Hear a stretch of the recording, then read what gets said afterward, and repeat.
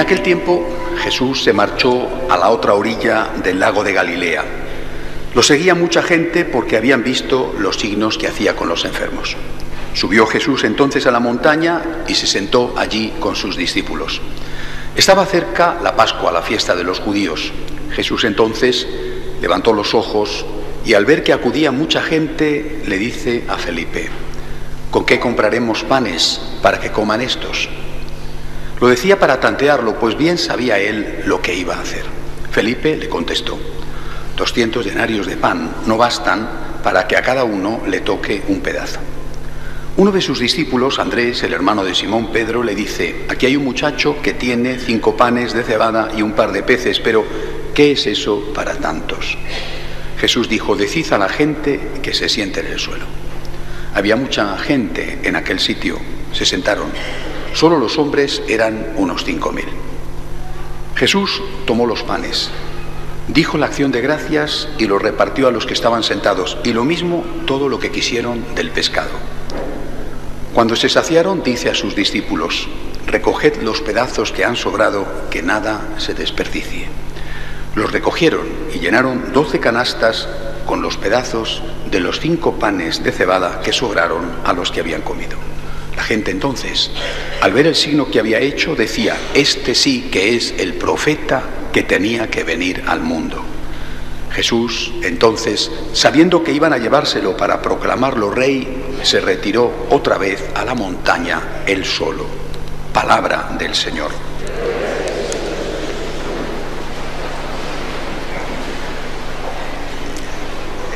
Esta homilía quiero que se centre en 3 puntos, y uno va a ser un poquitín más duro que los otros 2. Confío en que no os afecte personalmente. Primero, el Señor hace un milagro. Siempre el Señor hace milagros, no porque tenga un capricho. Voy a hacer esta tarde el numerito, no, sino porque hay una necesidad. Vale. Pero lo primero, y es muy importante, es tener en cuenta que el Señor hace milagros. Hizo, hace, hará. El milagro es un signo del poder de Dios y del amor de Dios. El milagro es siempre algo extraordinario. Lo normal no es que el Señor esté resolviendo los problemas a través del milagro. Lo normal es que el médico intente curar las enfermedades con más o menos éxito. Lo normal es que trabajemos nosotros con nuestro esfuerzo para tener el pan en la mesa, con más o menos suerte. Es decir, el Señor ha creado unas leyes en la naturaleza, creadas por Dios. Pero Él, que es Dios, que es el creador de las leyes, puede, porque es Dios, hacer que esas leyes, en algunos casos, siempre con un motivo de amor, esas leyes se vean vulneradas. Y es un gesto sobrenatural, no un gesto antinatural, que son cosas distintas. Es decir, el milagro existe, existió y existe. Yo, desde luego, soy consciente de mí, en mi vida, que me ha ocurrido más de una vez un milagro. Y estoy seguro de que aquí algunos de vosotros también puede decir lo mismo. Esos acontecimientos que son fuera de lo normal y que te han ayudado en determinados momentos difíciles. Yo los he visto y yo los he recibido. El milagro existe, primera cosa, que no hay que olvidar. Y ahora viene la segunda.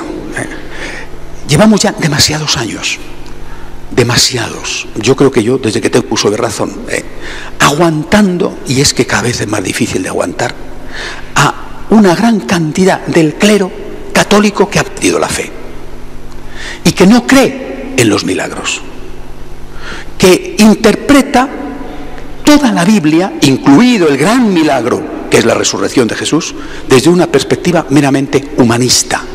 Es decir, si este milagro de la multiplicación de los panes y peces es interpretado, como alguno recientemente ha hecho, desde la perspectiva del símbolo y de la perspectiva de la solidaridad, es decir, allí no hubo milagro. Jesucristo no multiplicó los panes y los peces. Lo que hubo fue que el muchacho puso sus panes, los que tenía, y el otro dijo: pues yo también tengo aquí en mi zurrón de pastor, tengo también un quesito, y el otro dijo: yo tengo aquí también y todos pusieron en común, y entre todos hubo para todos y sobró.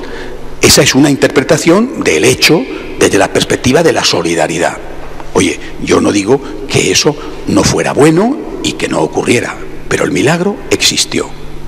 Interpretar hasta el punto de suprimir, como hacen tantos sacerdotes católicos, el hecho milagroso, es decir, la intervención de Dios extraordinaria en la vida del hombre, es primero, negar que Dios tiene poder. Segundo, negar que Dios nos ama. ¿Para qué rezamos? ¿Para qué venimos a misa? Es verdad que tenemos, y ese es el tercer punto, que hacer las cosas por agradecimiento, pero por agradecimiento a algo que nos han dado. Hemos hecho de la Iglesia Católica una iglesia atea, una iglesia que no tiene fe, ni en el poder de Dios, ni en el amor de Dios. Por eso tantos se van a la secta protestante, porque al menos allí encuentran fe, mientras que en la Iglesia Católica solo encuentran solidaridad. Importantísima la solidaridad. Pero si no tenemos una dimensión sobrenatural de la vida, esto ha dejado de ser una religión que alimenta nuestro alma. Es una ONG y punto. Más o menos bien administrada, a veces muy mal administrada.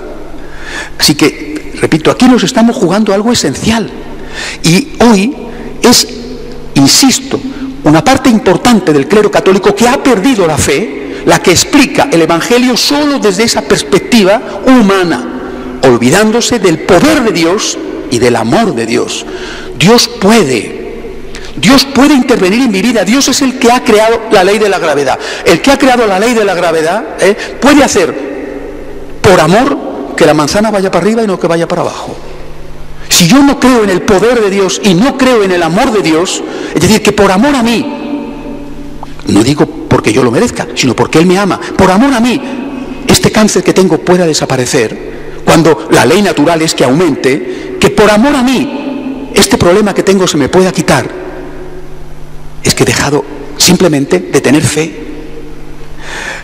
Hace muchos años leí, yo era un muchacho en aquella época en que me estaban preparando bien, la autobiografía de Chesterton, cuando se convierte al catolicismo desde la iglesia anglicana, de aquella iglesia anglicana, que era mucho mejor que la iglesia anglicana de hoy, y le dice, en su autobiografía cuenta que habla con un compañero que ha ido al mismo colegio, de esos colegios de élite ingleses, y le dice él a su compañero: naturalmente tú has sido educado por un clérigo anglicano ateo como yo. ¿Cuántos han hecho daño? ¿Cuántos hacen daño? Me venía una idea, no recuerdo ahora el nombre del periodista que publica un artículo muy famoso que cambió un poco el pensamiento en Francia en un momento en que estaban siendo tremendamente antijudíos por el caso Dreyfus, y que se titulaba el artículo J'accuse, yo acuso. Acusa a la República Francesa en aquel momento de ser antijudía. Yo tengo ganas de decir también eso, yo acuso. Se habla mucho del descarte, es una palabra de moda, el descarte, es decir, no podemos dejar descartados a los no productivos, no podemos dejar descartados a aquellos que económicamente no rinden, el descarte. ¿Cuántos curas, obispos, y no voy a seguir, están dejando descartados a los sencillos? ¿Qué daño hacen cuando al niño en la catequesis, al adolescente, al joven, al adulto en la homilía le interpretan el Evangelio desde la perspectiva humanista, suprimiendo todo lo que hace referencia a sobrenatural? Eso es un descarte. ¿No dijo el Señor: aquel que escandalice a uno de estos pequeños, le pondré una piedra de... más le valiera que le pusieran una piedra de molino al cuello y le tiraran al mar? Conozco a tantos que hacen daño a los pobres desde el punto de vista de la fe, que son gente sencilla, que hay gente que tiene la fe cogida con alfileres, pero va a la ermita de su pueblo a venerar a la Virgen, y llega el cura y dice: esto es magia, esto es tradición, esto es... y acaba usted de hacer daño a mucha gente sencilla. ¿Por qué? Aparte de que está usted diciendo una herejía, están muchos descartando, echando de lado a tantos hombres y mujeres de todos los niveles, porque no es una cuestión económica, que se encuentran desconcertados con unos curas que tienen menos fe que ellos. Y repito, curas y de ahí para arriba también. Por eso me parece fundamental volver a nuestras raíces. Cristo hace milagros. ¿Por qué? Porque es el Señor, es Dios. Ven a la iglesia y escúchale cuando te dice: pedid y se os dará. Escúchale porque puede ayudarte y quiere ayudarte.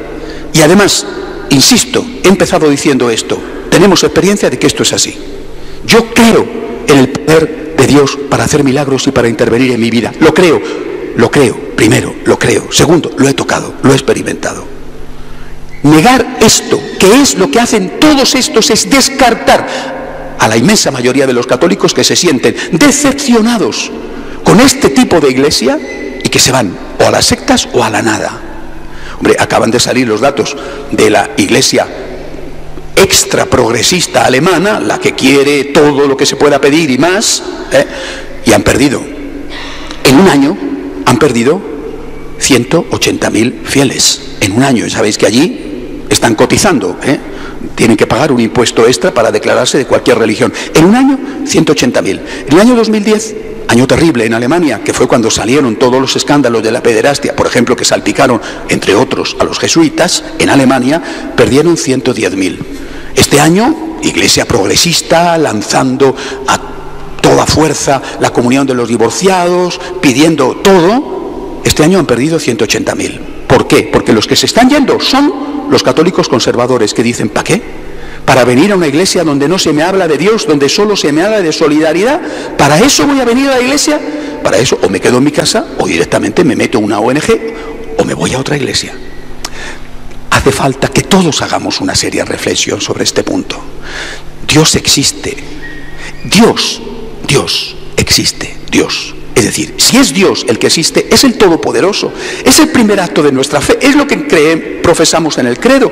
Yo tengo fe en el poder de Dios y tengo fe en el amor de Dios. Dios puede, porque es Dios, cambiar el curso natural de un acontecimiento. No es mito lo que cuenta ni la apertura de las aguas del Mar Rojo, ni la multiplicación de los panes, ni la curación de los leprosos, ni la resurrección de Jesucristo. Dios puede. O creo en esto, o simplemente lo digo tal cual, soy un ateo.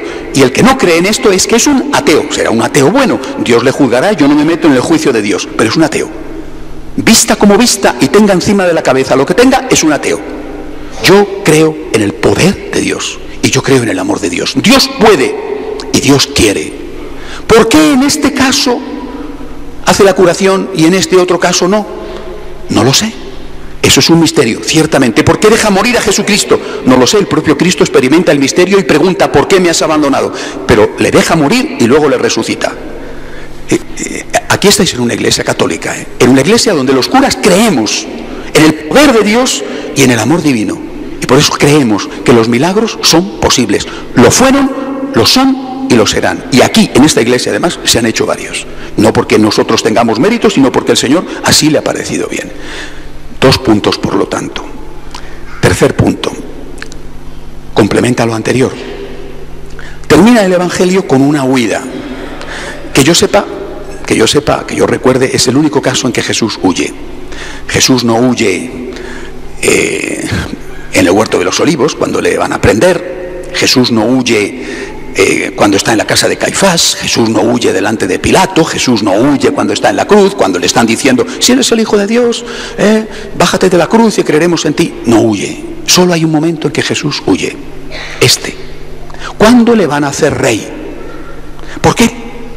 Evidentemente porque él sabía que su reino no era de este mundo, como le va a contestar a Pilatos meses más tarde. Sabía que él no había venido para instaurar un poder político, que ese no era su camino, pero también por otro motivo. ¿Por qué le buscan para ser rey?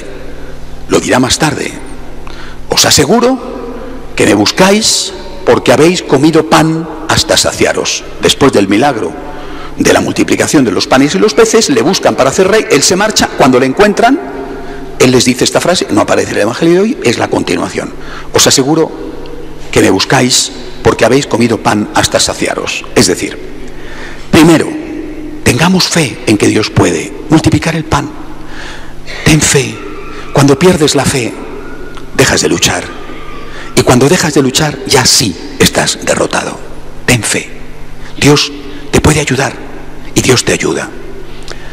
Pero no basta, no basta. Es decir, si tú acudes a Dios solo para pedir, tienes fe, pero no basta. Si esa gente hubiera dicho, Señor, no queremos que seas nuestro rey para comer pan gratis, sino que queremos que seas nuestro rey para que nos enseñes a ser como tú, para que nos enseñes a amar, para que nos enseñes a ser santos, Jesús no se hubiera ido. Es decir, tenemos que tener fe, pero también tenemos que tener agradecimiento. El que no tiene fe ni siquiera va a pedir, pero el que solo va a pedir encuentra que Jesús huye de su lado. Esa es la siguiente lección. ¿Tienes fe? Es lo primero. La fe es la primera de las virtudes teologales. ¿Tienes fe? Estupendo, ya tenemos mucho. ¿Tienes agradecimiento? ¿Tienes amor? ¿O solamente tienes fe? Si solamente tienes fe, quizá consigas el milagro, pero a lo mejor no consigues la amistad. Consigues el milagro de aquel que te ama y que te ayuda porque tienes fe, pero él se marcha de tu lado porque está decepcionado de ti, cansado de ti, has aburrido incluso al Dios de la misericordia. Jesús se marcha del lado de aquellos que tenían fe, pero no tenían agradecimiento y solamente buscaban el interés. El Dios que te resuelve los problemas y no el Dios que quiere sanar tu corazón y enseñarte a amar.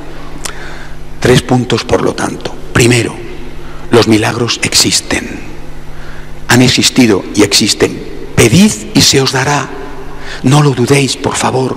Pedid y se os dará. Vivimos una espantosa crisis de fe dentro de la Iglesia. Esta semana un cardenal ya jubilado decía: la Iglesia está en un proceso de autodemolición. Y es la realidad. De autodemolición porque ha perdido la fe, ha dejado de creer en la posibilidad de que Dios intervenga en la historia, que lo haga porque tiene poder y porque tiene amor. Segundo, no hagamos daño a los débiles. No hagamos daño a los que no tienen unos argumentos para poderse defender. Yo tengo 7 años de estudio de teología. No digo que me pueda enfrentar con los grandes, pero tengo 7 años de estudio de teología. ¿Y vosotros cuántos? Y si llega un cura aquí y empieza a marear, ¿y cuántos van a quedar heridos? ¿Cuánto está pasando en cuántas parroquias del mundo? Ya está bien de descarte.